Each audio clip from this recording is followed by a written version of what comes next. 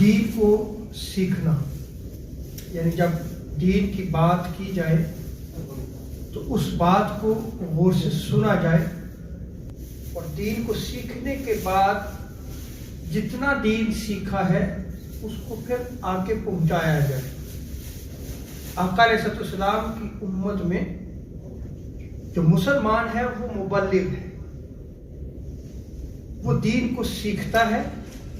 پھر آگے پہنچاتا ہے، اور دین جتنا سیکھا ہے اس کو آگے پہنچانا ہر مسلمان پہ لازم ہے۔ آپ نے جو دین سیکھا ہے سب سے پہلے جو ہے وہ اس کا آغاز آپ اپنے گھر سے کریں، اپنے بچوں کو سکھائیں، تاکہ یہ دین سیکھنے سکھانے کی عادت جو ہے وہ اگلی جنریشن میں منتقل ہو۔ جب آپ یہ عمل نہیں کریں گے تو پھر اولاد آپ کی جو ہے وہ کیا سیکھے گی؟ آج ہمارے گھروں میں جو ہے وہ دین سیکھنا اور سکھانا نہیں رہ گیا۔ پھر آتی ہے آگے سوسائٹی، سب سے پہلے گھر، پھر آگے آتی ہے سوسائٹی۔ تو سوسائٹی میں اچھی بات سنیں،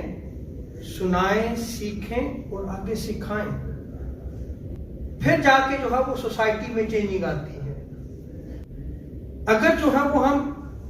اچھی بات کی بجائے جو ہے وہ بری باتوں کو سنیں، سنائیں اور آگے پھیلائیں، تو پھر جو ہے وہ سوسائٹی میں، کلچر میں کیا ہوتا ہے کہ تباہی و بربادی پیدا ہوتی ہے، کلیش جو ہے وہ پیدا ہوتا ہے، اور اس سے جو ہے وہ قرآن و سنت نے روکا ہے ہمیں۔ اب ہماری زندگی کیسے بسر ہو رہی ہے کہ ہم پازیٹیو نہیں ہیں، نیگیٹو ہیں، کہ ہمیں جو ہے وہ اچھی بات کو سیکھنا چاہیے، اسے آگے جو ہے وہ پہنچانا چاہیے، جبکہ ہماری سوسائٹی میں آپ دیکھ لیں کہ ایک بات نیگیٹو نکلتی ہے تو پوری سوسائٹی کو جو ہے وہ ایک دن میں خبر ہو جاتی ہے۔ اچھی بات ہوتی ہے تو ممکن ہے ہمارے تک پہنچے بھی نہ۔ اس کا مطلب ہے کہ ہماری سوسائٹی میں کچھ کمزوریاں ہیں کہ بری بات جو ہے وہ کتنی تیزی کے ساتھ سرگرم کر رہی ہے، اس سے تو روکا گیا تھا، لیکن جو اچھی بات ہے